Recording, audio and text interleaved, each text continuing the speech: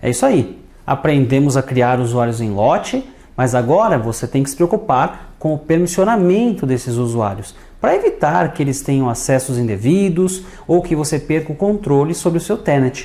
Então, chegou a hora de falar sobre permissionamento. Vamos lá? Vamos ver então como funciona? Então, vem comigo, vamos nessa!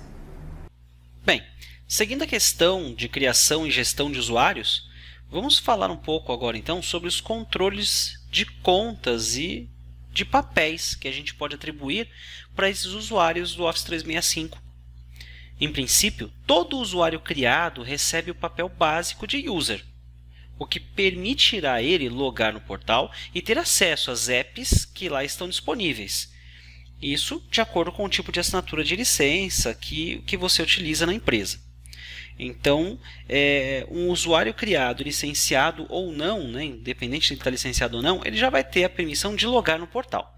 Então, se você quiser evitar que ele possa logar no portal por algum motivo, né, uma das maneiras de controlar isso é através do controle que a gente chama de status de sign-in. Então, eu posso selecionar aqui, por exemplo, um usuário. E aí eu tenho aqui, olha, o sign-in. Veja que nesse caso aqui, o usuário da Maria, ó, ela está permitindo o sign-in. Se eu clicar em editar, eu posso determinar se esse login ele vai ser permitido ou não. Então, se eu não quero que a Maria Montserrat, por exemplo, possa logar agora, eu clico aqui no Sign-in Blocked e salvo esse status. Neste momento, a Maria não poderá fazer login no portal. Então, neste momento, a Maria tem um usuário até licenciado, mas por qualquer motivo que seja, ela não pode fazer esse login. Essa é uma questão.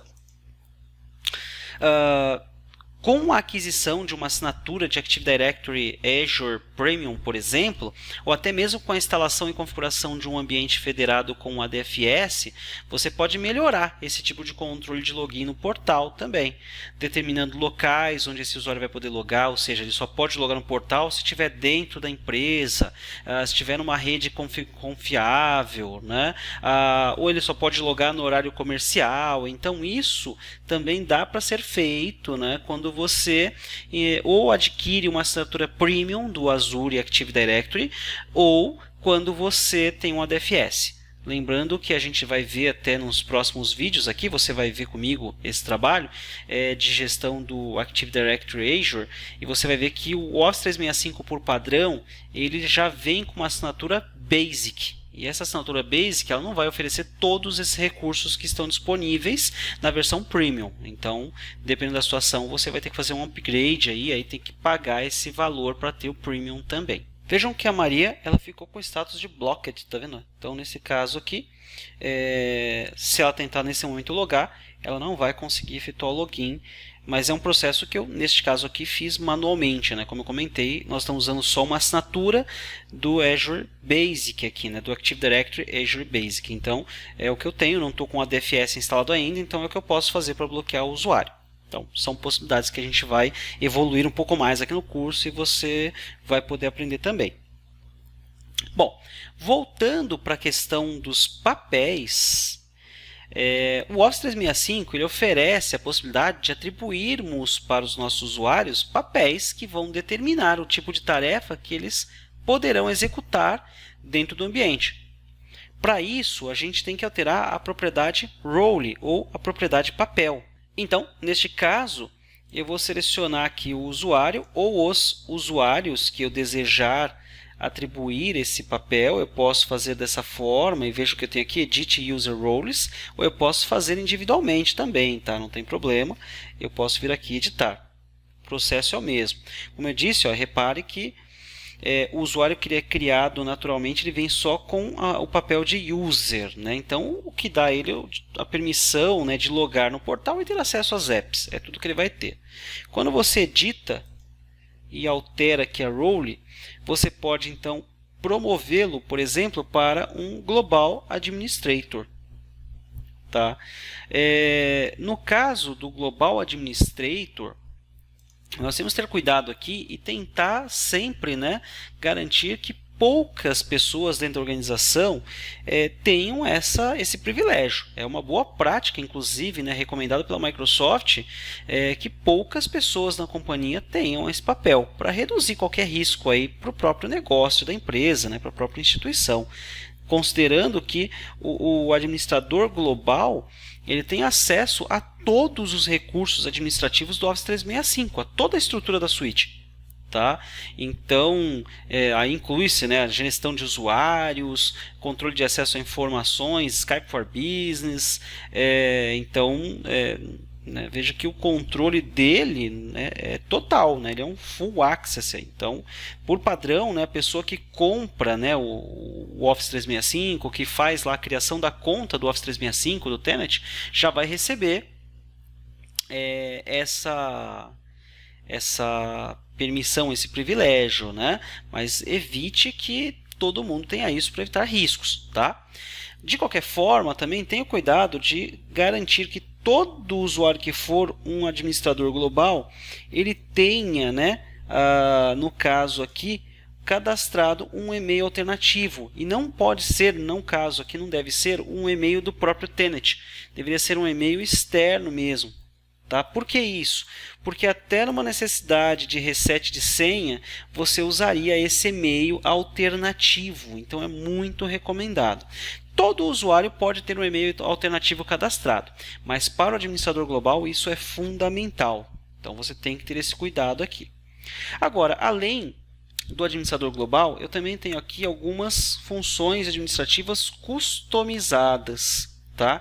Se você clicar aqui, inclusive no Learn More, tá vendo? Ó, você pode ter aqui acesso a uma tela que vai te dar detalhes de cada uma dessas tarefas, tá vendo? Ó, o que faz cada um deles.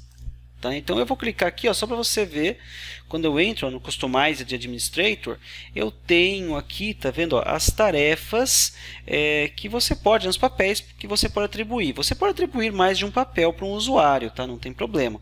Mas o que representa cada papel desse? Ó? Basicamente, o Billing Administrator é o papel de quem vai comprar licenças, vai gerenciar as inscrições, né?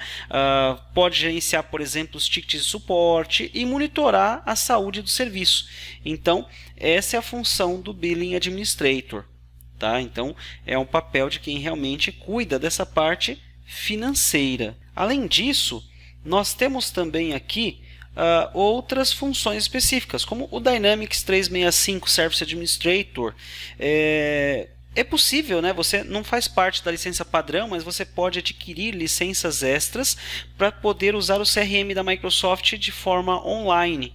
Então existe essa atribuição agora que você pode fazer para que o usuário então tenha privilégio total de gerenciar lá a estrutura do Dynamics, criar, né, a estrutura, gerenciar, customizar o ambiente, sem ter privilégio de administrador dentro do Office 365. Então é uma possibilidade que você tem também. Tá? Então isso aqui vale basicamente quando você tem Dynamics 365 disponível no seu ambiente. O Exchange Administrator, estamos falando do Exchange Online. Tá? Então nesse caso, o usuário que tiver essa função, esse papel, ele vai poder gerenciar mailbox, as políticas de anti-spam da empresa, ele vai poder acessar, né, o ambiente de Admin Center do Exchange, ele pode ver todos os relatórios de atividades do ambiente do Office 365, inclusive lá do Admin Center do Office 365, tá? Ele pode criar e gerenciar, por exemplo, grupos do Office 365, se ele tiver agregado a essa função do Exchange Administrator, também a função de User Management Administrator. Então, se você juntar essas duas, você dá o papel para o usuário de ele poder também criar e gerenciar os grupos do Office 365, que são os grupos de distribuição. Então, a soma dos dois também daria essa condição. Tá? Vale a pena aí, de repente, você dar uma olhada. Se está pensando em fazer a prova do Office 365, é legal lembrar disso, porque a prova pode questionar também. Tá? A gente tem, né, outros aqui também, como por exemplo o SharePoint Administrator, que é outra aplicação importante, né, que a gente tem dentro do portal. Se você atribuir o papel de SharePoint Administrator para um usuário, ele basicamente vai poder gerenciar os armazenamentos de documentos, as bibliotecas de documentos, SharePoint Online. Ele vai poder entrar no Admin Center do SharePoint Online através direto do admin mesmo, né, lá do seu ID do tenant, por exemplo, mlnlab.sharepoint.com, né? E aí ali dentro ele pode atribuir permissões para outras pessoas, inclusive poder gerenciar, né, as collections, né, poder gerenciar outras bibliotecas, né? Então é um ambiente totalmente apartado, né? Então você pode atribuir, no caso aí, para que outras pessoas, né, o SharePoint Administrator pode atribuir outras pessoas para poder gerenciar Team Stores, né? Então ele pode fazer isso. Essas permissões elas vão permitir então que você não dê poder para ele dentro do Office 365, mas que ele tenha poder no SharePoint. Tá? Então você pode ser um global admin do SharePoint sem ter acesso ao site do Office 365 e vice-versa. Tá? Então são possibilidades que você tem aqui também. Seguindo aqui, tenho também o Password Administrator. Essa aqui é uma estratégia também de papel que você pode atribuir para algum usuário técnico da empresa, basicamente para poder redefinir senha, gerenciar qualquer solicitação de ticket de suporte relativo a isso, monitorar a saúde de serviço, né? De qualquer forma, vale lembrar que os administradores de senha eles têm um poder limitado de reset de senha. Eles não vão poder mexer com Global Administrator e com outros administradores, só vão poder mexer com usuários básicos. Então, qualquer usuário que for apenas user, né? Ou seja, que tiver o papel de user e pedir para resetar a senha, aquele usuário que tiver o papel de administrador de senha pode redefinir essa senha. Agora, ele não pode redefinir a senha de nenhum usuário que tenha qualquer um desses papéis aqui. Tá? Então, é uma maneira segura de controlar a senha de uma forma bastante simples. Tá? Skype for Business Administrator vai permitir que você faça, né, o usuário que tiver esse papel, possa fazer qualquer tipo de controle, né, sobre Skype for Business da sua organização. Ainda pode ver todos os relatórios de atividades também do Admin Center. Vocês vão reparar que boa parte desses papéis aqui vão poder ver os relatórios de atividades de saúde, né? Aqueles relatórios que ficam lá no portal aqui do Admin Center do Office 365. Então, isso é uma possibilidade também. A gente tem também o Service Administrator, né? O Service Administrator, ele basicamente vai permitir que você possa abrir os tickets de suporte com a Microsoft, isso quando o seu tenant estiver associado direto com a Microsoft, tá? Porque existem alguns tipos de contratos que são feitos hoje, por exemplo, direto com LSPs, empresas que vendem licenças, né? Como para Software, Software One, né? Que nesse caso são contratos conhecidos como CSPs. Esse tipo de contrato, a primeira regra é que o contato do cliente não é direto com a Microsoft, e sim com o CSP.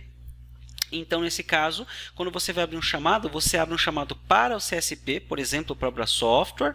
A Abra Software vai te dar o atendimento, e se for necessário, a Abra Software é que vai abrir um chamado com a Microsoft. Tá? Mas de qualquer forma, o Service Administrator pode abrir esse ticket de suporte, acompanhar lá no dashboard, né, essas informações, mensagens trocadas, tá?